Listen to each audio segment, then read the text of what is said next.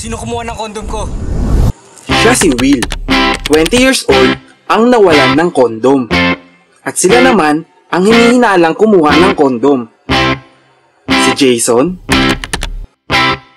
si Brian, at si Justin. Sino kumuha ng kondom ko? Sino ba? Umamin na alam ko, isa sa inyong tatlo ang kumuha. Sino ka? Si Jason ba? Si Brian ba? Si Justin ba? Sino ba? A. Si Jason na certified manyak ng bayan, pero single. B. Si Brian na pagkalakas-lakas montrip. O C. Si Justin na good boy, pero may girlfriend. Sino ba talaga? Like us on Facebook para malaman nyo kung sinong kumuha. Sino kumuha ng kondom ko?